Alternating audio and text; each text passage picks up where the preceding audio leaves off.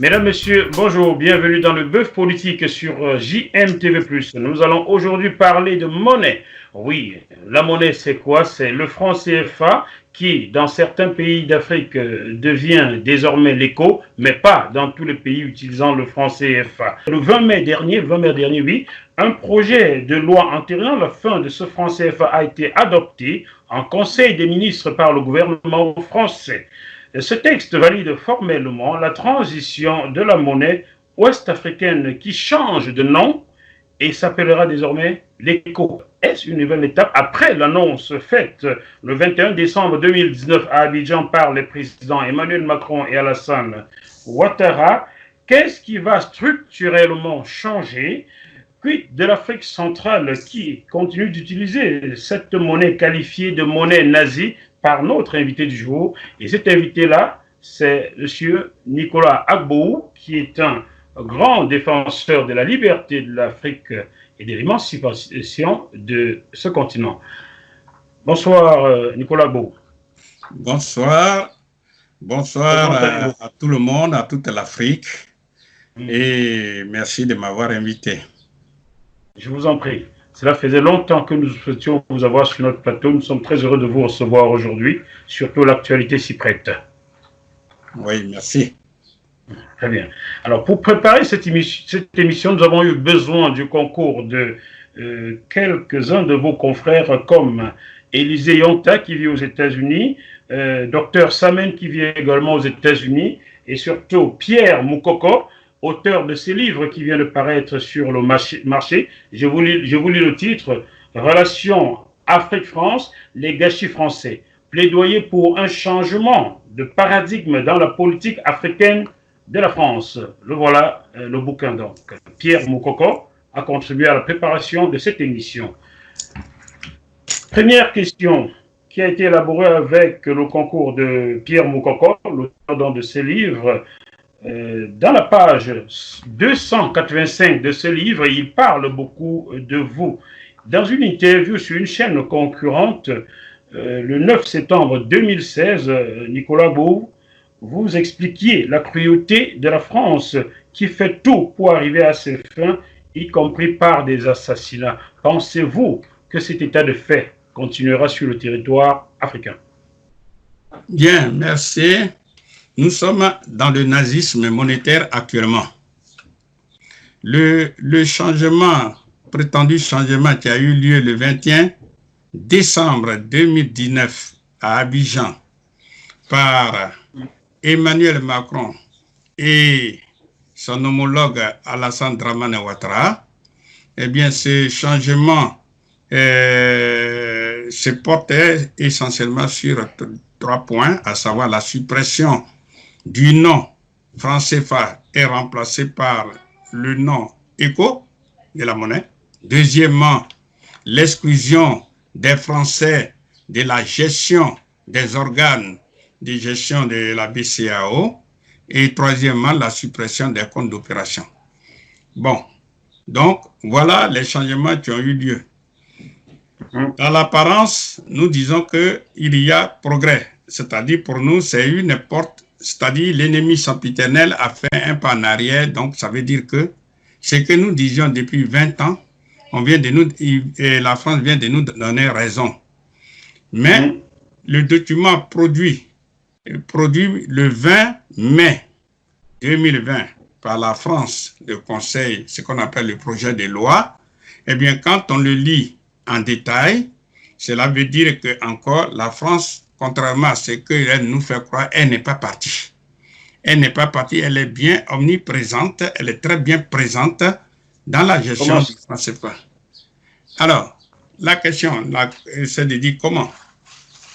Première des choses, il faut rappeler avec force que la monnaie appartient dans tous les pays du monde, toujours au peuple. Donc, ici, le franc CFA, nous l'avons toujours dit, est une propriété à part entière de la France. Et donc, c'est la France, et rien que la France qui pouvait mettre fin au franc CFA. Et c'est ce qu'elle vient de confirmer à la fin du monde, parce que normalement, elle n'a rien à faire. Si le franc CFA était une propriété à part entière des Africains. C'était aux Africains et aux seuls Africains de mettre fin au franc CFA, ce qui n'est pas le cas. Donc, elle vient de confirmer à la fin du monde que c'est elle qui est propriétaire du franc CFA.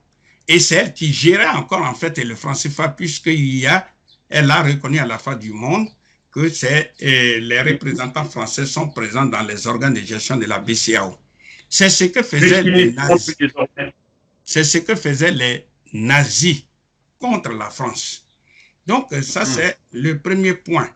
Le deuxième point, on peut se demander, mais puisque ce projet de loi, à la fin du texte, il est écrit qu'ils attendent les réactions des parlementaires, des Africains. C'est là nous interpellons, nous profitons de cette occasion pour dire aux parlementaires africains, chèrement payés par rapport au SMIC des pays, de leurs pays respectifs, ils doivent jouer leur rôle et qu'ils prennent à bras le corps le document qui a été produit le 20 mai 2020 par la France pour qu'il y ait des véritables changements. Donc ici, dans ce document, la France affirme qu'il n'y a pas de véritable changement, que les éléments essentiels, fondamentaux sont présents. Et parmi ces éléments, la France souligne la fixité des parités. La fixité des parités entre l'euro et l'éco. Voilà. Et que, je vais juste compléter, un éco aura pour équivalent 656, non, 1 euro sera équivalent à 656 échos, comme ce fut le cas avec le franc CFA déjà.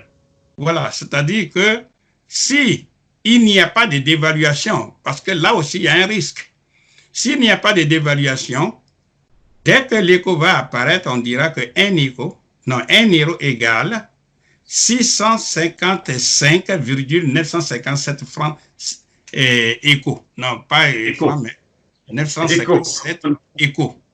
Bien, ça c'est quand il n'y a pas de dévaluation, mais la France peut faire d'une pierre deux coups. Elle peut dire, bon, compte tenu de l'affaiblissement de vos économies, surtout avec le coronavirus, eh bien, votre monnaie ne vaut plus 655,957, mais pour un écho, il faut donner par exemple 1000 échos, c'est-à-dire 1000 francs CFA, mais on remplace francs CFA par écho. Donc, la France peut le dire et ça sera une dévaluation réelle. Donc, nous partons sur l'hypothèse que ce risque-là peut être évité. Nous partons sur cette hypothèse. Donc, ici, ce qu'il faut retenir, c'est le principe de la fixité des parités, parce qu'elle le dit dans son texte, que rien ne change, la fixité des parités. Et ça, et elle souligne que le principe de la flexibilité des parités entre l'éco et l'euro, ça sera à long terme. C'est-à-dire lorsque tous les pays membres de la CEDEAO auront accepté d'utiliser l'éco comme leur monnaie. Ça veut dire quoi? Puisque le Nigeria, tout comme le Ghana et les autres pays contestent le principe de la fixité des parités, on peut voir là une technique mise en place par la France pour bloquer le processus de mise en place de la monnaie éco par la CEDEAO. L'Afrique de l'Ouest. Voilà. La CEDEAO qui regroupe, j'explique pour ceux qui ne savent pas, la CEDEAO regroupe tous les pays d'Afrique de l'Ouest, anglophones comme francophones. C'est bien cela, même lusophones. Voilà. Bien. Donc, la question que l'on peut se poser, c'est de dire, mais pourquoi les 8 pays membres de la BCEAO ont choisi l'éco comme étant leur nouvelle monnaie, parce que l'éco, c'est bien la monnaie de la CEDEAO. Donc, la réponse, il y a 2 types de réponses. Une technique, la première réponse, on pourrait dire négative, c'est de dire que, évidemment, c'est pour court-circuiter le processus, et en un mot, bloquer le processus de mise en place de la monnaie éco. Donc, la France a choisi Alassane Dramane Ouattara comme son allié pour aller court-circuiter et la naissance de cette monnaie-là. Ça, c'est la première réponse. La deuxième réponse... Pour citer l'écho qu'on aurait appelé ECOWAS, isn't it? Voilà, c'est-à-dire que l'écho, c'est le nom de la monnaie CEDEAO.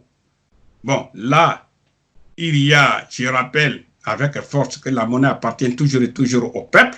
Donc, avant même que la CEDEAO ne dise que sa monnaie s'appelle ECO, la CEDEAO devrait procéder par voie parlementaire ou par voie référendaire, c'est-à-dire consulter le peuple, ce que la CEDEAO n'a pas fait. Mais nous allons quand même à l'essentiel parce que depuis 37 ans, la monnaie CEDEAO n'a été dite simplement sur le bout des lèvres.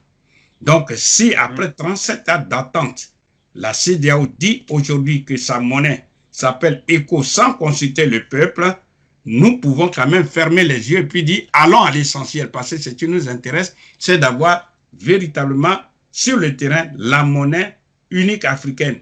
Ici, la monnaie CEDEAO. Bien. Donc, nous disons la monnaie UEMOA qui s'appelle désormais ECO. Eh bien, on doit se poser la question pourquoi avoir choisi ECO. J'ai dit qu'il y avait deux réponses. La première réponse, c'est ce que je vous ai donné, c'est une technique pour bloquer l'ECO parce que le Nigeria et les autres pays comme le Ghana ne sont pas contents de ça, puisque ça ne respecte même pas le critère de flexibilité. Bien. Deuxième type de réponse, c'est de dire, puisque on rentre dans la zone ECO, et j'insiste bien, par graduation, c'est-à-dire les pays qui sont prêts, c'est-à-dire les pays qui remplissent les critères de convergence, vont rentrer dans l'ECO. Donc, comme les 8 pays membres de l'UEMOA remplissent... l'Union monétaire ouest-africaine. Voilà. Donc, comme ces 8 pays membres remplissent les critères de convergence, ils rentrent en groupe. Les 8 rentrent en groupe dans la zone ECO. Et ils dévancent tous les autres pour que ceux qui seront prêts, comme le Ghana, le Nigeria, puissent les rejoindre. Donc, là encore, nous disons que si cette hypothèse, elle est vraie, eh bien, nous ne pouvons qu'applaudir parce que depuis 37 ans, on attend la monnaie ECO. Non, on attend la monnaie CEDEAO, peu importe son nom. Bon, donc, c'est ça. Maintenant, ce qu'il faut critiquer, c'est de dire, mais pourquoi avoir choisi le principe de la fixité des parités, sachant très bien que ce principe ne nous arrange pas. Et ils disent, ils ont choisi le principe de la fixité des parités. Dans un premier temps, je dis bien dans un premier temps, c'est pour donner de la crédibilité à l'ECO. C'est-à-dire, il ne faut pas que cette monnaie tremble déjà.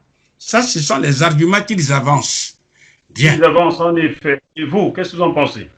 Alors, nous, maintenant, nous disons que c'est un argument spécieux, c'est-à-dire qui apparemment est véridique, mais qui ne nous convainc pas. Pourquoi? Parce que presque tous les pays en développement, que ce soit la Corée du Sud, que ce soit le Vietnam, que ce soit l'Iran et ainsi de suite, ils n'ont pas le principe de la fixité des parités. Pourquoi? Parce que lorsqu'on a un principe comme celui-là, le principe de la fixité des parités, eh bien, il y a plusieurs inconvénients parmi lesquels je voudrais citer au moins 2. D'abord, puisque avec le principe de la fixité des parités, on a une monnaie dite forte. Et parce qu'on a une monnaie forte, eh bien, on a tendance à s'installer de façon durable dans l'importation des produits vivriers, par exemple, des produits que les Africains sont capables de produire. Et ils vont dire, voilà, comme par exemple le riz, ils vont dire, voilà, comme ça nous coûte moins cher d'importer le riz ou bien d'importer les produits vivriers, il vaut mieux les importer plutôt que de les produire nous-mêmes. Or, en agissant ainsi, non seulement les Africains importent de l'inflation en provenant des autres pays, mais surtout, importer, qui veut dire acheter à l'extérieur, ça donne de l'emploi à l'extérieur. au détriment, l'extérieur, voilà, au détriment de l'Afrique. Laquelle Afrique, et malheureusement, c'est les populations d'Afrique. voilà, les populations africaines qui sont dans un chômage massif et progressif. Donc, ça, le principe de la fixité des parités à ce niveau-là n'arrange pas les Africains. Ça, c'est le premier point. Mais surtout, pourquoi la France a-t-elle imposé, ou du moins a-t-elle maintenu le principe de la fixité des parités? Parce que dans leur rapport, ils disent que oui, le principe de la fixité des parités maintient, disons, défend, ou du moins combat l'inflation. Dans la réalité, c'est faux. Quand on va dans les pays de la zone franc CFA, que ce soit la Côte d'Ivoire, que ce soit au Cameroun, etc., je prends par exemple le cas de la Côte d'Ivoire, la vie est beaucoup plus chère en Côte d'Ivoire qu'à Paris. Voilà, donc leur taux d'inflation qu'ils estiment à 1,5%, tout ça, c'est faux, ça ne regarde pas la réalité. D'ailleurs, les statistiques sont fausses. Mais il faut aussi retenir que des pays en voie de développement, par exemple, quand on prend des pays européens comme la France, après la Deuxième Guerre mondiale, et qu'elle a commencé à se reconstruire à partir de 1945 jusqu'en 1975, on a connu ce qu'on appelle les 30 glorieuses. Et pendant ces 30 glorieuses, eh bien, le taux d'inflation était de 10%, 10% en moyenne. Alors, donc, dire que mettre l'accent sur la lutte contre l'inflation et par conséquent, on impose le taux de parité fixe, c'est inexact. C'est totalement inexact. Mais c'est surtout sur quoi il faut mettre l'accent, c'est que dans la réalité, la France ne fait que défendre les Européens qui sont en Afrique francophone, qui font des super profits et qui rapatrient sans aucune limite au nom du principe de la libre transférabilité, donc qui rapatrient leurs capitaux de la zone franc CFA vers la France et vers l'Europe. Et ceci sans subir ce qu'on appelle les risques d'échange. Et je m'explique, je vais prendre des exemples. Lorsque un entrepreneur ou bien un Européen est installé dans la zone, dans l'un des pays de la zone franc CFA aujourd'hui et demain dans la zone ECO, et que cet Européen exporte les capitaux de cette zone vers la France ou bien vers l'Europe, eh bien, prenons le cas, on va prendre comme un euro actuellement égal 656 francs CFA, on va dire il exporte 656 millions de francs CFA.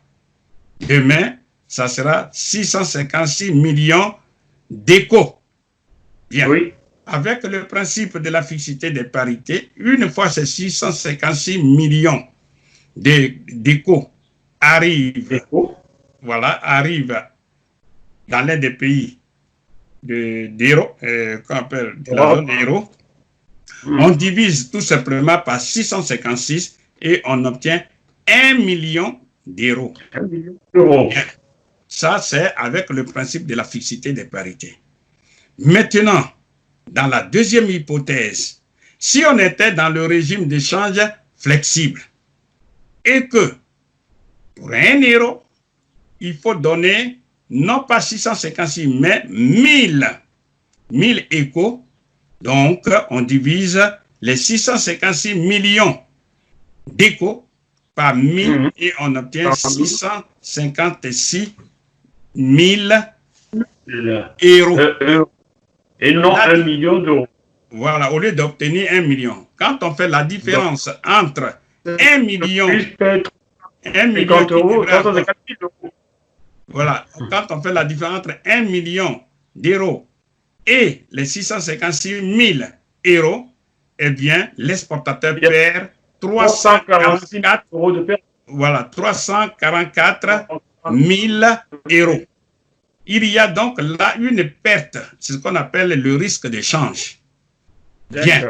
Et on pouvait continuer. Là, j'ai pris l'hypothèse où c'est 1 euro égale 656 échos.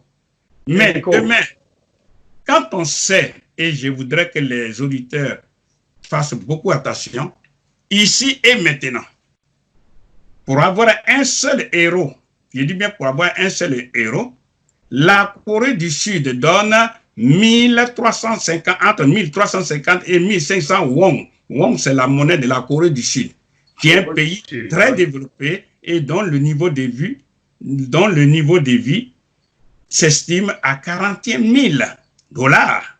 Au moment où les pays pauvres comme le Burkina, le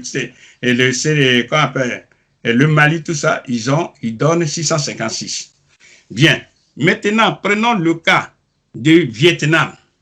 Pour avoir le même héros, le Vietnam donne entre 24 000 et 29 000 dong. Et on donne un autre cas, c'est là que je vais m'arrêter. Pour avoir le même héros, eh bien, l'Iran, qui fait peur à l'Occident, et dont le revenu par habitant est de 21 000 et de 20 000 dollars, eh bien, l'Iran donne entre 47 000 et 50 000 rials. Rial, c'est la monnaie de la Corée du Sud. Or, l'Iran, comparé à tous ces pays de la zone franc CFA, c'est un pays très développé. Ce que je suis en train de dire, si demain, on fait jouer la loi de l'offre et de la demande, parce que c'est comme ça se détermine le taux d'échange sur le marché des monnaies qu'on appelle le marché d'échange, eh bien, c'est la loi de l'offre et de la demande. Si l'offre de l'écho est supérieure à sa demande, on peut être amené à trouver pour 1 euro, eh bien, chaque pays de la zone écho donnera, par exemple, 50 000 échos pour 1 seul euro. Dans cette hypothèse, celui qui exporte 656 millions d'échos vers la zone euro, on divise par 50 000 et il aura 13 240 par là. Dans ce cas-là, c'est pas bon pour lui. Donc, il faut obliger les pays africains à supporter les risques d'échange en lieu et place des exportateurs de capitaux. Comment? C'est-à-dire, lorsque les pays, lorsqu'il y a justement la baisse, parce que c'est ce qu'on appelle une baisse de la valeur de l'écho, eh bien, on dit aux Africains, puisque nous sommes dans un régime d'échange fixe, il faut que vous, les Africains, vous rachetiez vous-même votre propre monnaie ici, l'écho, en rachetant l'écho surabondant. Or, on ne peut pas racheter l'écho avec l'écho. On rachète l'écho avec les monnaies étrangères qu'on appelle les devises. Donc, les Africains vont passer plus de temps à utiliser leurs devises pour racheter les échos surabondants. Dans l'état actuel, à la seconde, nous parlons de francs CFA surabondants. Demain, ça sera l'écho surabondant. Donc, les devises, je répète aux Africains qui nous écoutent, c'est la propriété des Africains qui ont vendu à l'extérieur, qui ont travaillé durement, qui ont vendu leurs marchandises à l'extérieur et qui ont eu les monnaies étrangères qu'on appelle l'écho. Non, qu'on appelle les devises. Donc, les devises là sont utilisées non pas pour développer les pays africains, mais plutôt pour soutenir l'écho en lieu et place des exportateurs de capitaux, pour qu'on ait toujours le régime d'échange fixe. Ça, c'est déjà un. Deuxièmement, les monnaies étrangères qu'on appelle les devises sont obtenues par les Africains parce que les Africains se sont endettés en monnaie étrangère. Donc, les monnaies étrangères qu'ils ont pu obtenir parce qu'ils se sont endettés, une partie de ces devises-là est utilisée pour soutenir aujourd'hui le franc CFA et demain l'écho. Et ceci, je répète, en lieu et place des exportateurs de capitaux. Troisièmement, les devises sont obtenues par les Africains parce qu'ils ont eu les transferts de fonds opérés par les membres de la diaspora qui envoient de l'argent dans leur pays. Et quand un membre de la diaspora qui est aux États-Unis, par exemple, envoie de l'argent, c'est $10 qu'il envoie aux parents. Oui. Mais c'est converti dans l'état actuel en CFA. Demain, ça sera converti en euros. Donc, en euros d'abord. Pardon, en éco. Donc, ces devises-là, eh bien, sont converties par la France. Et enfin, quatrième chose, c'est ce qu'on appelle l'aide publique au développement et les dons qui sont faits en devises. Quand ces devises arrivent, eh bien, il faut les convertir en monnaie locale. Dans l'état actuel, c'est la France. Et si rien ne change, demain, ça sera encore la France, même si en lieu et place du franc CFA, on met l'éco. C'est ça. Donc, le principe de la fixité des parités, je répète, ne nous arrange pas, n'arrange pas les Africains, parce que il s'agit en réalité de maintenir, et il s'agit en réalité de faire supporter les risques d'échange par les Africains, en lieu et place des exportateurs de capitaux. C'est pourquoi la fixité des parités doit être combattue. D'ailleurs, c'est ce que le Nigeria avait compris très tôt. Et on le voit très bien, lorsque vous avez le régime d'échange flexible, comme c'est la loi de l'offre et de la demande, eh bien, quand la monnaie nationale ou communautaire est très faible, eh bien, tout naturellement, les pays africains seront amenés à produire eux-mêmes ce qu'ils devraient importer. Exemple, tous les produits vivriers, on ne devrait pas importer les produits vivriers. Et il y a un autre élément qu'il faut souligner. Les gens font comprendre que si vous avez la monnaie forte, ça veut dire que vous êtes un pays développé, ce qui n'est pas vrai. Je vous ai pris le cas de la Corée du Sud, qui, pour 1 euro, donne 1350 à 1500 won, qui est un pays très développé. Même chose pour le Vietnam, qui donne 24 000. Voilà, et surtout pour l'Iran. S'il n'y avait pas opposition des Occidentaux, l'Iran serait aujourd'hui une puissance nucléaire. Bon, donc vous voyez bien que je ne vois pas comment l'Iran peut importer des produits vivriers, sachant que pour un seul euro, elle donne 50 000. Mais surtout, ce qu'il faut retenir, la monnaie faible en elle-même est un moyen de lutte contre la fuite des capitaux. Prenons un exemple. Nous allons dire qu'un euro égale 50 000 rials de l'Iran. 50 000 rials. La monnaie de l'Iran, c'est le rial. Le rial, oui, en effet. Si un Iranien prend, par exemple, 50 millions, je dis bien 50 millions de rials, et arrive à faire fuir les 50 millions de rials et vient, par exemple, dans la zone euro comme en France. Eh bien, les 50 millions de rials arrivés en France, on divise par 50 000, ça devient 1000 euros. Ça devient 1000 euros. Or, 1000 euros, c'est en dessous du SMIC. Parce qu'en France, le SMIC est de 1400. Je ne vois pas quel serait l'intérêt objectif de ce tyrannien-là de venir vivre en dessous du SMIC. Donc, naturellement, il maintient chez lui en Iran les 50 millions de rials et il les fait travailler et il est à l'aise. Ça, c'est dans son pays. Voilà, dans son pays. Ça, c'est déjà un élément très important que les Africains doivent comprendre et ne pas se laisser séduire par le principe de la fixité des parités.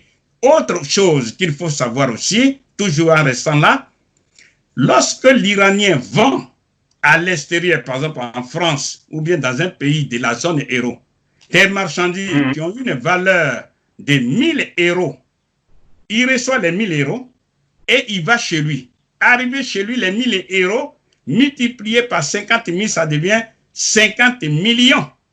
Ça devient 50 millions de rials chez lui. Maintenant, les mêmes 1000 euros, on va dire qu'il y a le Burkinabé, le l'Ivoirien, en un ou un pays membre de l'ECO ou bien de la zone franc CFA et demain un membre de la zone ECO, il vend pour 1000 euros. Eh bien, quand il arrive chez lui, 1000 euros multiplié par 656, il obtient 656 000 francs CFA ou bien 656 000 échos.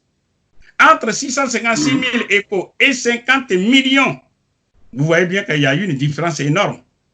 Donc, voilà, quand on fait comprendre aux uns et aux autres, il vaut mieux qu'on ait la monnaie forte. Mais c'est n'importe quoi. C'est n'importe quoi. Donc, il faut faire attention. Professeur, je suis bien, je prends des cours. Je ne suis même pas journaliste, je prends des cours. Alors, en vous écoutant, est-ce que la dévaluation que vous évoquiez au début de cet entretien n'est donc pas nécessaire pour les Africains?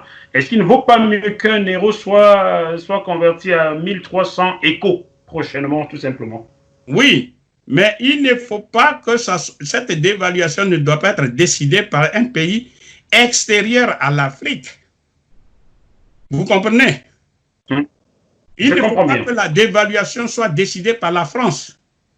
La souveraineté d'un État, c'est d'abord la souveraineté monétaire. C'est pour ça que nous luttons. Donc, il ne faut pas... Oui? Il ne faut pas que ce soit la France. Vous souhaitiez que les parlementaires africains statuent là-dessus. Mais vous savez comme moi que beaucoup de parlementaires en Afrique sont démocratiquement nommés et le peuple est démocratiquement informé. Certains ne comprennent même pas de quoi il s'agit à l'Assemblée nationale. Comment voulez-vous que les gens analphabètes, je ne les insulte pas, mais nous savons la vérité, vous et moi, comment voulez-vous que les analphabètes qui siègent à l'Assemblée nationale parce que Copti, parce que frère du président, parce qu'ami de tel, arrivent à comprendre ce que vous expliquez là et votent ce que vous demandez? Oui. Est-ce possible? Nous savons, et moi-même j'ai fait l'expérience, il y a des parlementaires qui ne savent même pas que la monnaie leur appartient. Nous disons avec force que la monnaie appartient au peuple. Et comme le peuple est généralement analphabète, eh bien les représentants du peuple s'appellent les parlementaires. Les parlementaires, ça a eux le pouvoir de la monnaie. Donc, quand bien même ils seront au service ou bien inféodés au gouvernement qui est en place, il appartient au peuple, je dis bien au peuple, à tous les peuples de la zone France CFA et demain à tous les peuples de la zone ECO, de prendre conscience et de commencer à contester. Parce que ce que la France vient de produire, elle affirme, en d'autres termes, qu'elle continue la perpétuation du nazisme monétaire. Elle est partie sans partir, en fait. Elle est partie sans partir. Voilà. Donc, c'est ce que nous disons. Alors, nous interpellons les parlementaires et nous leur demandons de s'approprier le document produit le 20 mai 2020 par la France 2020. Et le décortiquer. Donc, nous cherchons déjà à dépoussiérer ce document-là. Parce que à la fin du document, on dit qu'on attend les réactions des Africains. Les réactions des Africains, il ne s'agit pas des gouvernements africains, mais des parlementaires africains. Et ils sont 15 pays utilisateurs de ce franc CFA. Donc, dedans, qu'est-ce que nous lisons? Nous lisons que la France, elle affirme, comme elle l'a dit le 21 décembre 2019, qu'il y a retrait des Français de la gestion de la BCEAO. C'est écrit. Maintenant, ce qu'il faut remarquer, lorsqu'on lit ce document, eh bien, il est écrit que, en même temps que la France retire ses représentants de la gestion de la BCEAO, en même temps, il y a nomination concomitante ce qu'on appelle d'un comité de suivi. Un comité de suivi et de dialogue, ce qu'on appelle le comité ad hoc un comité ad hoc de dialogue et de suivi des risques. Voilà ce que la France écrit, noir sur blanc dans le document. Alors, ça revient à dire quoi? Ça revient à dire que fondamentalement, il y a deux chambres mitoyennes. Une dans la chambre numéro 1, c'est là, il y a la réunion, il y a la gestion. Et on dit, vous, les Français, sortez de la chambre numéro 1, vous n'êtes plus désirés, allez chez vous. Et elle se met dans la chambre numéro 2, qui est mitoyenne. Et qui suit ce qui se passe. Elle écoute. Donc, ça veut dire que la France n'est pas réellement partie. C'est de ça que les Africains doivent prendre conscience. Que la France écrit clairement qu'elle n'est pas partie de la gestion. Elle n'est pas partie, elle est là. Ça, c'est le comité. Dites-moi, Nicolas Beau, ad hoc. Peut-on imaginer? Voilà, le comité ad hoc de dialogue, de suivi et de dialogue et de suivi des risques.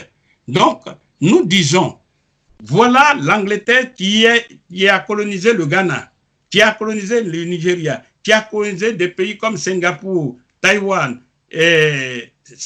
comment on appelle, et d'autres pays comme la Corée du Sud. L'Angleterre s'est retirée définitivement et a laissé libre tous ces pays qui ont pris sur eux la responsabilité de battre leur propre monnaie et qui se sont développés.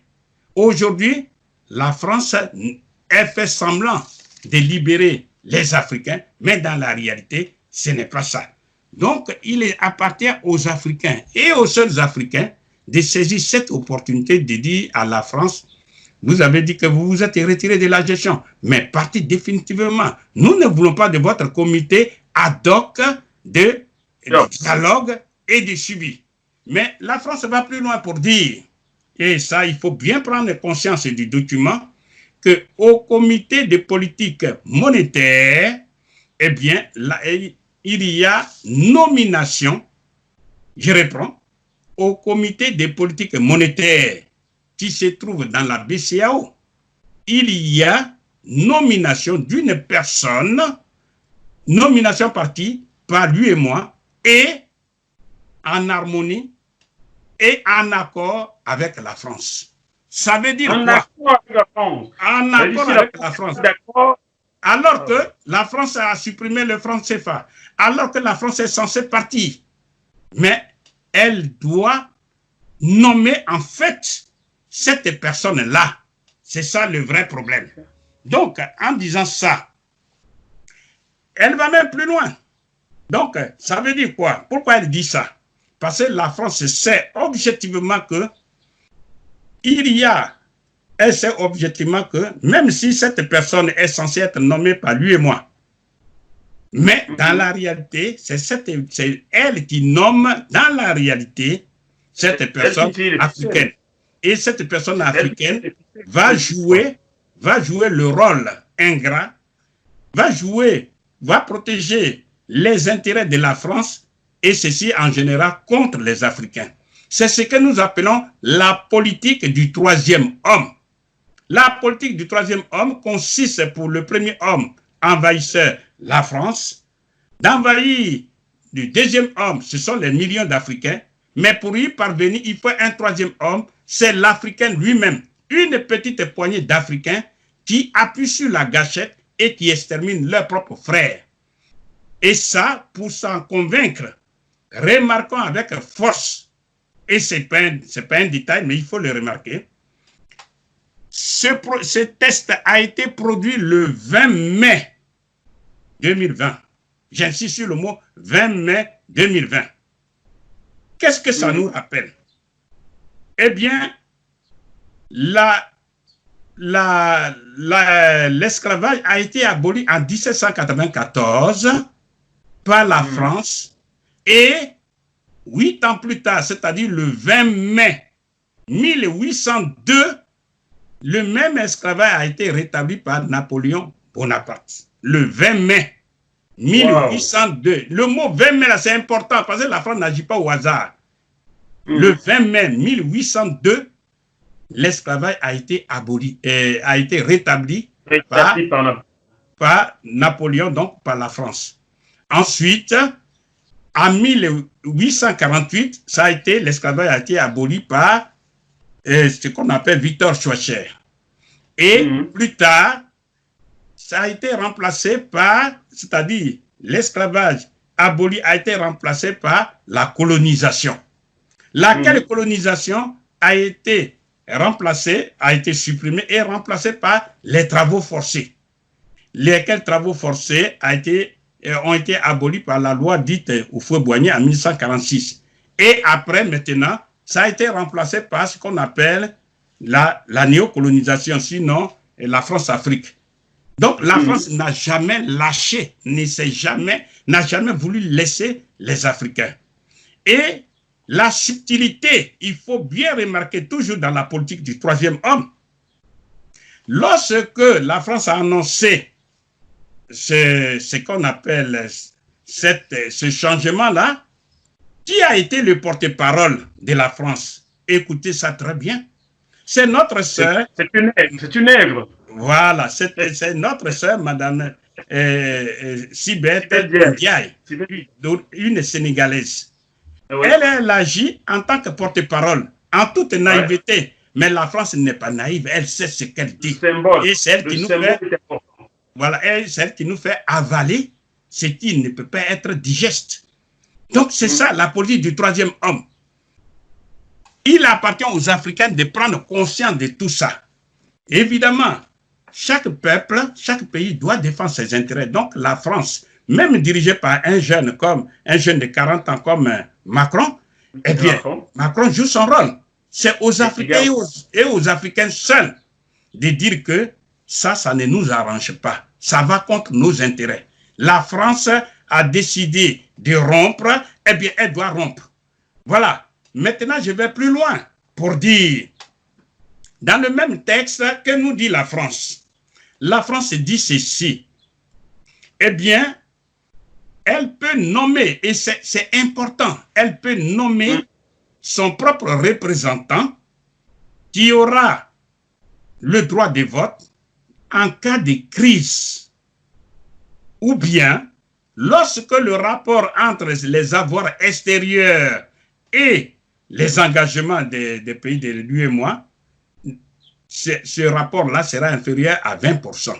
La France peut nommer un Français blanc pour venir siéger. Question fondamentale. Les Africains peuvent-ils nommer un Africain pour siéger? Non, mais il faut bien comprendre ceci. Désormais, nous partons sur l'hypothèse que la France s'est retirée. Vous comprenez ce que je suis en train de dire? Elle s'est retirée. Voilà, mais elle dit dans le texte que j'ai sous les yeux que s'il y a une crise, ou bien si le rapport entre les avoirs extérieurs de la France, les avoirs extérieurs des Africains, si on fait ce rapport-là, c'est-à-dire les avoirs extérieurs divisés par les engagements des Africains, si on fait ce ratio et que c'est inférieur à 20%, la France peut nommer en toute souveraineté son représentant qui viendra siéger et qui va décider. Oh, nous disons, mais de quoi elle se met? Elle est censée être partie. Vous voyez, c'est de ça que les Africains doivent prendre conscience. Et maintenant, ça ne se passe maintenant là. Il faut que je pose des questions. Il faut que je pose des questions, Nicolas Beau, parce que nous étions partis pour une heure d'émission. Nous sommes à 44 minutes. Si je ne vous pose pas des questions, nous allons laisser beaucoup de choses en suspens. Pourtant, les téléspectateurs veulent comprendre. Oui. Avec ce que vous expliquez, on peut aisément comprendre que le Nigeria, le Ghana, le Libéria n'entreront jamais dans cet écho-là, sous ces conditions-là. Oui. Est-on en train d'aller vers la création d'une autre monnaie pour les pays anglophones d'Afrique de l'Ouest, anglophones et lusophones? Est-ce qu'on peut imaginer que cela arrive dans les prochaines semaines? Mais on peut l'imaginer. Le problème, c'est rejeter la subordination monétaire. Mais vous savez, Nicolas Bohou, que les francophones, l'Afrique francophone, les leaders ne peuvent pas tenir tête de la France car ils n'ont parfois pas été élus, ils ont été choisis. Je prends le cas d'Alassane Ouattara qui est le président de la France. Je n'ai rien contre le monsieur, mais nous savons très bien que Nicolas Sarkozy a décidé d'installer son ami. Si quelqu'un veut m'attaquer en France, on va en justice et lui expliquer comment ça marche. Donc, voyez-vous, monsieur Alassane Ouattara dit à la France, non, nous ne voulons pas ceci. Donc, vous savez bien que Faure Gnassingbé, qui n'a jamais été régulièrement élu, je prends sur moi également, ne peut pas tenir tête à la France. Donc, les pays d'Afrique ouest-africains comme d'Afrique centrale ne vont jamais tenir tête à la France là-dessus. Nous le savons. Vers quoi va-t-on? Est-ce que les pays anglo-saxons de la zone vont créer leur propre monnaie? Car je les vois mal en train d'adhérer à cet éco sous ces conditions-là. Oui, nous souhaitons, quelles que soient les positions des uns et des autres, que les Africains prennent conscience que il n'existe pas sur la Terre un seul, je dis bien il n'existe pas un seul pays qui est développé sans sa monnaie. Donc, aujourd'hui, il s'agit de lutter pour que les pays africains aient leur propre monnaie. Donc, dans le cas d'espèce de la CEDEAO, le document produit par la France, eh bien, met à nu le nazisme monétaire dont la France a toujours été le patron. Donc, il s'agit de dire, en fait, vous avez dit que vous faisiez le changement, vous les Français. Mais dans le document, rien n'a changé fondamentalement. Donc, nous les Africains, nous ne voulons pas de ce test-là. Nous voulons notre propre souveraineté. Et ça, oui, et ça, tu vas le faire. Et je réponds à votre question, tu vas le faire. Eh bien, ce ne sont pas, comme vous le dites, les dirigeants africains qui ont été choisis par la France, ils ont les bras liés. Mais ceux qui vont le faire, et j'insiste, ce sont les peuples, les différents peuples de la zone France-CFA. Ce sont ceux-là qui, par association, par toutes sortes de machins, doivent contester. Parce que s'ils ne le font pas, eh bien, c'est eux qui vont souffrir. Parce qu'on dit qu'il ne dit mot consent. Donc, il est temps que les Africains se révoltent. Il est temps que les Africains sortent de leur somnolence et se fassent toujours avaler par les autres. La France est un tout petit pays par rapport aux 15 pays qui utilisent le franc CFA. Donc, si la France a supprimé le franc CFA, et c'est son droit, parce que c'est elle qui l'a inventé, mais comme disait M. Macron, rompons les amarres. Eh bien, le franc CFA n'existe plus, donc il n'y a plus droit de propriété de la France sur les Africains. Et c'est là que les Africains doivent agir. Pour dire que la France, on a fini avec vous. On utilisait votre franc CFA.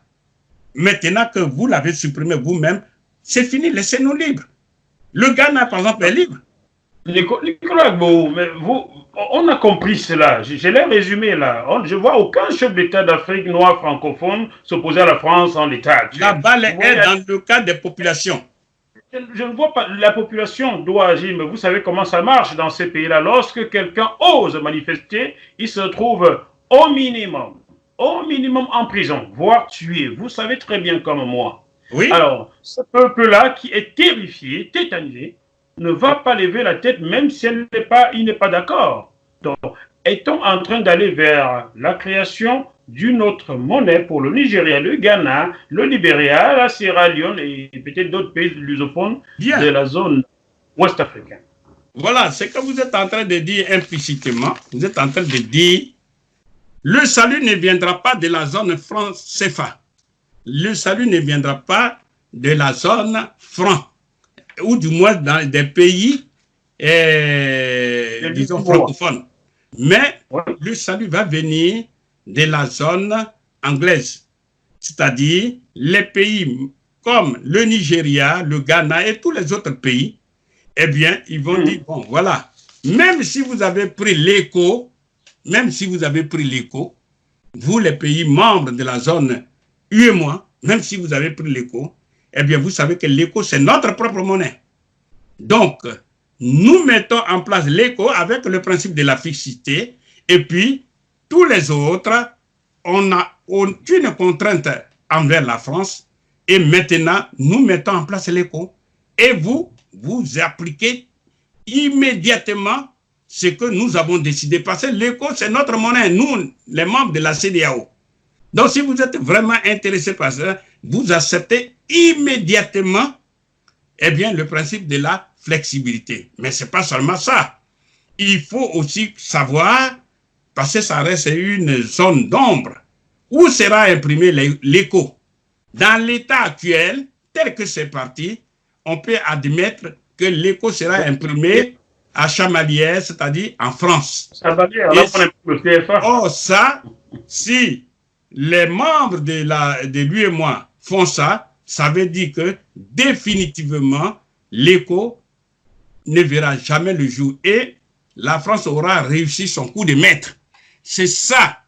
Donc, le jeune Macron, il a joué à ce jeu, c'est pour, en fait, empêcher la naissance de l'écho tel que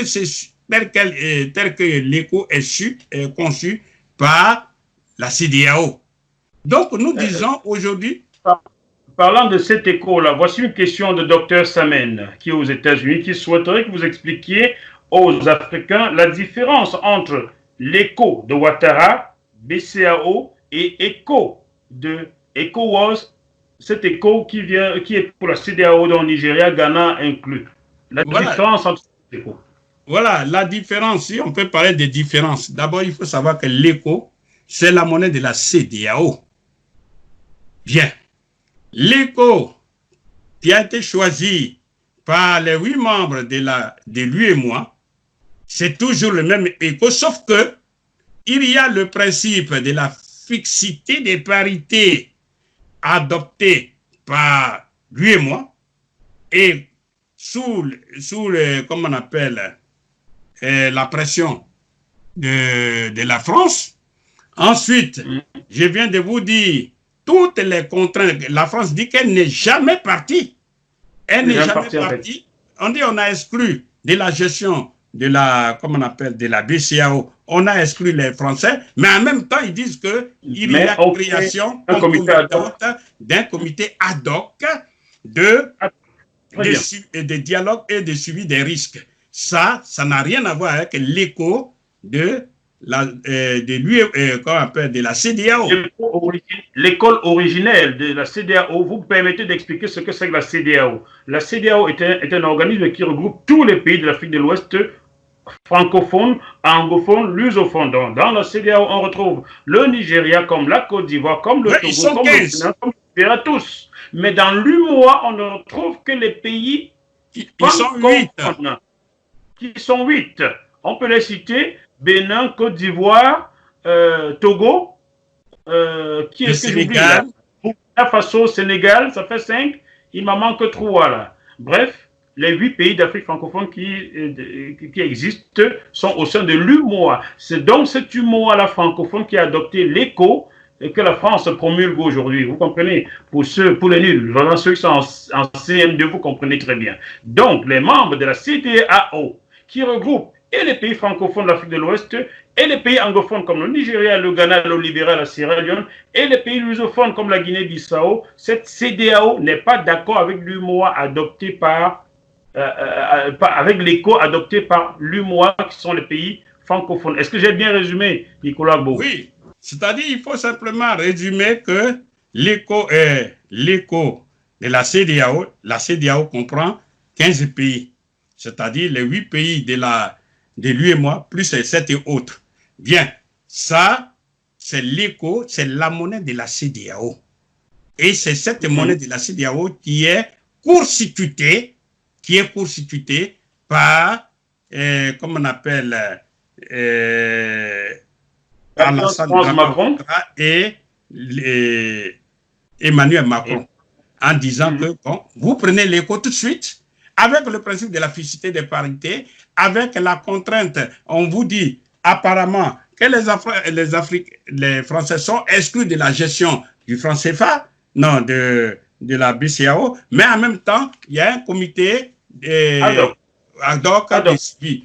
Et en même temps, en cas de crise, c'est-à-dire lorsque le rapport entre vos avoirs et les engagements sont inférieurs à 20%, nous, la France, on intervient directement avec un représentant. Le droit de veto n'est pas parti. Bon. Le droit de veto est toujours là. Maintenant, la question, on ne voit pas comment les Africains peuvent intervenir dans la gestion de l'euro.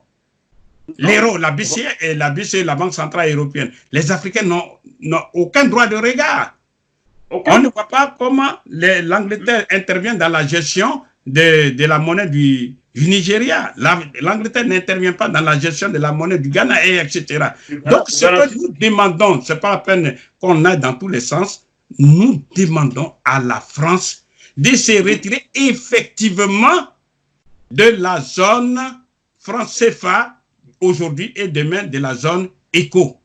Et pour ça, tout ce qu'elle a mis sur papier, les Africains, les parlementaires africains doivent s'en approprier, faire les critiques et rejeter tout ça. C'est pourquoi nous faisons ce genre d'émission pour les aider à mieux comprendre.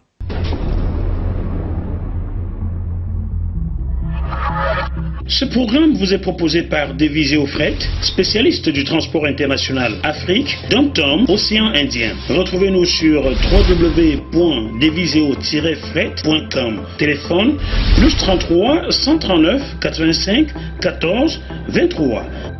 Le dernier chapitre, c'est Quid de l'Afrique centrale qui continue d'utiliser le franc CFA. Oui. Alors, donc, la France qui fait d'une pierre deux coups. C'est-à-dire, en disant au pays de lui et moi d'utiliser l'éco, du coup, elle porte atteinte à la création du vrai éco tel que conçu par le Nigeria et la CEDEAO. Ça, c'est déjà donc, elle paralyse la création des gens, mais l'éco sera là pour les 8 pays membres de lui et moi. Et en même temps, le franc CFA est maintenu à la BEAC, à la CEMA, la communauté des États de l'Afrique centrale, qui ont pour monnaie, qui ont pour banque centrale la BEAC. Donc, comme il faut diviser pour mieux régner, c'est ce que la France vient de faire.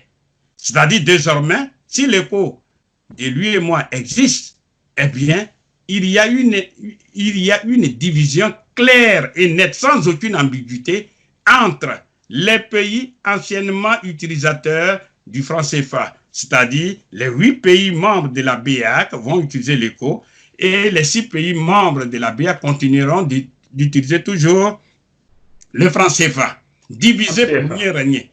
Or, aujourd'hui, quelle est la tendance générale à l'échelle planétaire? Tous les pays se regroupent pour être plus forts. Donc, il appartient aux Africains et aux Africains seuls de dire que nous ne devons pas tomber dans ce piège. Les pays membres de la BEAC doivent immédiatement saisir cette opportunité pour rejeter le franc CFA et négocier, en tout cas se réunir avec les pays de la BCAO pour dire que bon, nous allons ensemble utiliser l'éco en harmonie avec les autres pays comme le Nigeria, le Ghana, etc. Et nous mettons fin, par exemple, au principe de la fixité des parités. C'est un problème de choix politique. C'est ça. Mais si les restes là ineptes, eh bien, la France va simplement cimenter la division. Or, nous disons, les Africains ont besoin de s'unir pour être forts. Parce que tous les pays, nous voyons, par exemple, les pays de la zone euro. En un mot, le gouvernement, ce qui manque aujourd'hui en Europe, c'est l'aspect politique. Sinon, demain, nous verrons qu'on aura les États-Unis d'Europe. Les États-Unis d'Europe. En Afrique, on parle de la zone de libre-échange du continent africain. Cette zone de libre-échange du continent africain a besoin d'une monnaie qui sera utilisée par ces Africains-là pour que la zone de libre-échange puisse avoir un effet réel.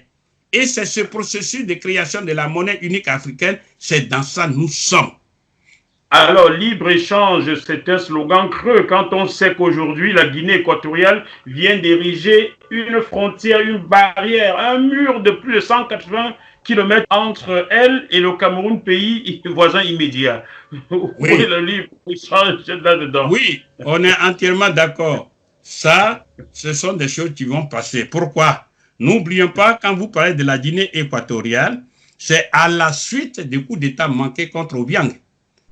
Et les dirigeants équato-guinéens se sont rendus compte que, bon, le coup d'État est parti depuis les pays voisins, etc. Mais ce sont des choses qui vont se résoudre,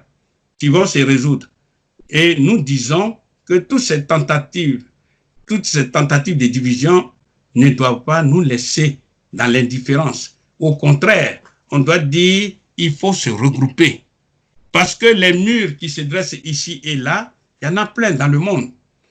Donc, nous disons simplement, si les Africains, les dirigeants africains, et j'appelle personnellement les présidents du Cameroun et de la Guinée équatoriale, descendants, parce que ce sont les leaders, ce sont les aînés, pour pouvoir regrouper très rapidement les pays, les autres pays, Gabon, etc., former un grand groupe et faire sauter toutes ces barrières-là. Mais les Africains ont besoin de s'unir. Le panafricanisme dont on parle, et quand vous allez en Guinée équatoriale, vous le voyez, c'est visible. Le président Obiang a construit partout des maisons pour accueillir les afro-descendants. Donc, nous disons qu'il faut sauter sur ces occasions-là. Il faut qu'on en profite. Voilà. Donc, ce qui est essentiel, le coronavirus nous a bien montré que lorsqu'on dit aux uns et aux autres de ne pas travailler, qu'est-ce qui se passe? Eh bien, la richesse produite dans le pays baisse. Et ceci, c'est observé à l'échelle planétaire. Donc, quand les gens, sans le coronavirus, sont au chômage, donc ils ne travaillent pas, eh bien, ce sont des opportunités d'enrichissement qui se passent. Les Africains sont prêts à travailler dans leur propre pays, ou bien dans les pays voisins. Ils demandent une seule, être payé. Être payé avec quoi? Avec la monnaie du pays. C'est ce qu'on demande aux Africains d'inventer. Et ça, il faut que les Africains comprennent ça, parce qu'aujourd'hui, on connaît des Africains qui sont qui sont sur le continent africain, mais qui sont hors du continent africain, qui sont compétents, qui aimeraient rentrer en Afrique, ceux qui sont hors du continent. Mais quand vous venez, que vous travaillez, il faut que vous soyez payé. Payé non pas en dollars, non pas en yens, non pas en yuan, etc., mais avec la monnaie du pays. C'est ce qu'on demande aux Africains. Et le meilleur protecteur des dirigeants africains, ce sont les peuples africains eux-mêmes. Si les dirigeants africains font la politique qui va dans le même sens que les intérêts des peuples africains, eh bien, les peuples africains vont protéger tout naturellement leurs dirigeants. Aucune armée, si puissante soit-elle, ne peut venir à bout d'un peuple qui est en révolte. On l'a vu, par exemple, avec le Vietnam. Le Vietnam, eh bien, les États-Unis d'Amérique sont venus envahir le Vietnam. Ils ont lutté contre le petit pays qu'on appelle le Vietnam pendant plus de 10 ans. Et, en dernier ressort, l'ambassadeur américain, on l'a pris avec un hélicoptère qui est venu se poser sur le toit de sa maison. Et les États-Unis, vers la fin, ont été obligés de fuir. C'est ça. On l'a vu. Donc, quand un peuple est uni, parce que les intérêts du peuple menacés, j'ai dit qu'aucune armée ne peut venir mettre en déroute cette population. Donc, il appartient aux Africains, aux dirigeants africains, de prendre les bonnes décisions. Les décisions qu'on attend des dirigeants africains, il y en a 3. Nicolas Baou, nous parlions de l'Afrique centrale. Montrez-moi un seul chef d'État régulièrement élu en Afrique centrale. Vous en connaissez un seul? Un seul chef d'État de l'Afrique centrale qui fait quoi? Qui a été régulièrement élu dans son pays. Vous en connaissez un? Non, le problème, attendez, le problème d'élection.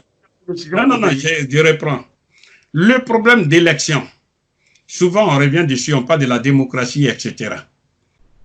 Qu'est-ce qui intéresse le peuple?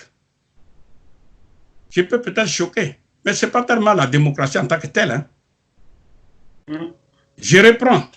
Ce qui intéresse le peuple, ce sont les intérêts du peuple. Quand on prend un pays comme le Maroc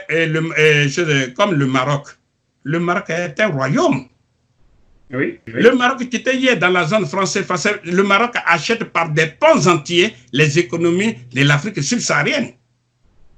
Les Marocains ne se plaignaient pas. Prenons les pays du Golfe, les monarchies des pays du Golfe. Des pays très riches parce qu'ils ont eu le pétrole. Ce sont des monarchies, il n'y a pas de démocratie là-bas. Mais ils sont très riches. Prenons même le cas de la Chine. Vous allez me dire que la Chine, c'est de la démocratie? La réponse est non. Mais qu'est-ce qui intéresse les Chinois? Ils sont riches. Pourvu que les dirigeants fassent la politique des peuples chinois. Si demain, il y a un changement de politique économique et que les Chinois deviennent pauvres, vous allez voir qu'on ne peut pas contenir les Chinois. C'est ça. Donc, ce n'est pas... Les Africains tombent facilement dans ce piège. Oui, la démocratie, la démocratie, la démocratie, la démocratie. Je veux bien qu'il y ait démocratie. L'alternance démocratique n'est pas la démocratie. On l'a vu. Je ne vous citerai pas des noms. Mais ce à quoi nous assistons en Afrique, c'est la politique qui consiste à dire « ôte-toi du fauteuil présidentiel pour que je m'y mette et que je m'enrichisse personnellement. » Voilà ce que nous voyons en Afrique. Donc, ce n'est pas ça qui nous intéresse. Nous disons froidement, quel que soit le mode d'élection, il faut que le dirigeant africain, qu'il soit un monarque ou pas, s'occupe effectivement des problèmes de l'Afrique. Et le problème de l'Afrique, il y en a 3. Il y en a plusieurs, mais on les regroupe en 3. Premier problème, c'est le problème de la monnaie de l'Afrique. La monnaie unique africaine qui sera utilisée pour satisfaire les besoins fondamentaux de l'Afrique. Deuxièmement, il faut industrialiser l'Afrique, c'est-à-dire il faut transformer en matière, il faut transformer toutes les matières premières, agricoles, minières, minérales et énergétiques en des produits finis, mais sur le plan local, donc en Afrique, qui génèrent des richesses qu'on appelle les valeurs ajoutées, lesquelles les valeurs ajoutées éliminent la pauvreté. Voilà le deuxième problème. Le troisième problème, c'est tout simplement créer les États-Unis d'Afrique. Et pour créer les États-Unis d'Afrique, c'est encore des décisions politiques. Nous sommes 54 pays africains. Par une décision politique, on met une ceinture politique autour de ces 54 pays africains. Et on dit, voilà, un État fédéral, une personne morale qui est née, qui regroupe donc tous ces 54 pays. On laisse tous les pays en place. Et celui qui va diriger l'État fédéral africain, on va l'appeler le président fédéral africain. Les autres, ils s'appelleront toujours président. On aura président du Cameroun, président de la Guinée équatoriale, etc., etc. Donc, rien ne change. Mais le fédéral, c'est-à-dire l'État fédéral, on va lui accorder les 5 compétences qui s'imposent d'elles-mêmes. Pourquoi? Puisque nous formons désormais un seul pays. Donc, la première compétence qui sera accordée à l'État fédéral, c'est ce qu'on appelle les recettes douanières, parce qu'on forme un seul pays, donc on a les mêmes frontières. Donc la douane, ça revient à l'État fédéral. Deuxièmement, eh bien, puisque vous voulez écrire à l'État fédéral, quand vous voulez écrire aux États-Unis d'Amérique, vous achetez un seul thème. Ils sont 50. Donc, les PTT, ça revient tout naturellement à l'État fédéral. Troisièmement, puisque nous formons un seul pays, on aura une seule ambassade, on aura le même ministère des Affaires étrangères. Ça revient à l'État fédéral. Par le nom de tous. Voilà. Donc, ça revient à l'État fédéral. Et les 2 autres compétents, non des moindres, il s'agit, la 4e compétence, il s'agit de dire, voilà, nous souffrons tous d'un même mal, c'est que nous sommes faibles. Donc, le militaire, c'est-à-dire la défense et la sécurité, ça revient à l'État fédéral africain. De telle sorte que celui qui touche à l'un d'entre nous, il a affaire à nous tous. Et enfin, la 5e compétence, c'est la monnaie. La monnaie unique africaine. Et ça, quand on a fait ça, eh bien, l'État fédéral africain est créé. Et ça peut se créer en moins d'1 mois. J'ai dit bien en moins d'1 mois, on n'a pas besoin de siècles. C'est une décision politique. Et du coup, les Africains vont se retrouver dans un État fédéral africain. Et comme on l'a vu à Kigali, c'est-à-dire au Rwanda, on a dit celui qui a le passeport africain, il peut venir sans visa, par exemple, au Rwanda. Et qu'on laisse la liberté à tout pays de faire la même chose. Le Bénin l'a fait, et je crois le Ghana, etc. Mais au lieu de dire on vous laisse la liberté, eh bien, il suffit simplement que l'Union africaine décide pour dire que désormais, quiconque a le passeport africain d'un pays africain, eh bien, il peut circuler librement sans visa dans tous les pays africains et il peut s'implanter. il peut s'installer parce qu'il est chez lui. Ça nous permet de mettre fin à cet exode des Africains qui s'en vont mourir dans les océans, qui s'en vont mourir. Et voilà. Donc, c'est ça, j'y vois ça. Donc, vous voyez bien, on peut résoudre ces problèmes. Ce sont des décisions politiques. Voilà, c'est pourquoi nous luttons. Et nous savons que la monnaie, pour ne pas dire l'argent, est le nerf de la guerre. On demande aux pays, aux dirigeants africains de prendre ce genre de décisions. Et s'ils prennent ce genre de décisions, ils ne peuvent qu'être applaudis par les Africains. Et ils seront défendus par les Africains. Parce que si toutes les matières premières sont transformées en Afrique, je ne vois pas comment les Africains peuvent être pauvres. C'est parce que les Africains ne transforment pas leurs matières premières en produits finis qu'ils sont pauvres. Donc, la balle est dans le camp, aussi bien des dirigeants africains que des citoyens africains eux-mêmes. C'est à eux de faire pression sur leurs dirigeants pour dire arrêtez de baisser la culotte devant les autres. Arrêtez de vous faire humilier par les autres. Parce que quand un chef d'État est humilié, c'est tout le peuple qui est humilié. Or, nous savons, ça a été caché pendant longtemps, mais maintenant, ça est sur la place publique. Qui dirigeait le monde pendant des millénaires? Ce sont les Africains qui ont fécondé toute l'humanité. C'est encore nous les mêmes. Donc, il est urgent, mais très urgent, de mettre en application ces trois solutions-là. Et que je répète, la monnaie unique africaine qui sera utilisée par les Africains, pour les Africains, pour leur propre bonheur. Deuxièmement, l'industrialisation, la transformation des matières premières en des produits finis en Afrique. Et troisièmement, l'État fédéral africain. On verra que l'Union africaine ne va plus mendier. L'Union africaine va parler à l'impératif. L'Union africaine aura les moyens objectifs pour faire sa propre politique. Or, aujourd'hui, l'Union africaine ne vaut rien parce que tout simplement, malgré tout ce qu'elle a mis sur papier, mais elle est dans la mendicité. Quelqu'un qui mendie, il est affaibli. Voilà le problème dont nous devons parler avec sérieux. Voilà. Nicolas, bon, merci beaucoup. Nous avons débordé le temps que vous nous aviez accordé, mais nous pourrons vous garder toute la journée. Nous souhaiterions seulement, s'il vous plaît, vous savez que votre parole éduque le peuple. Ne nous privez plus de votre parole sur JMTV+. Venez tout le temps quand vous avez un moment, même si vous avez 10 minutes pour parler au peuple, appelez-moi, petit frère, je veux parler au peuple, s'il vous plaît. On en a besoin. Merci. Voilà. Merci d'avance. Je n'ai pas épluché tout, hein. Les questions sont nombreuses, je n'ai pas tout épluché. On ne peut pas le faire, c'est 4 heures de temps au minimum. Donc, on aura besoin de vous encore bientôt. Merci. Allez, au revoir. Merci, au revoir. Chers téléspectateurs du Bœuf Politique, j'espère que vous avez aimé ce programme et qu'il vous a édifié. On se retrouve sur ce même plateau avec un autre invité, peut-être Nicolas Gbowou encore. Je suis sûr que vous allez demander. Je lui transmettrai vos demandes et on remettra cela. On se retrouve donc dans quelques jours. D'ici là, malgré la situation difficile, gardons la banane. À bientôt. Bye bye. Au revoir.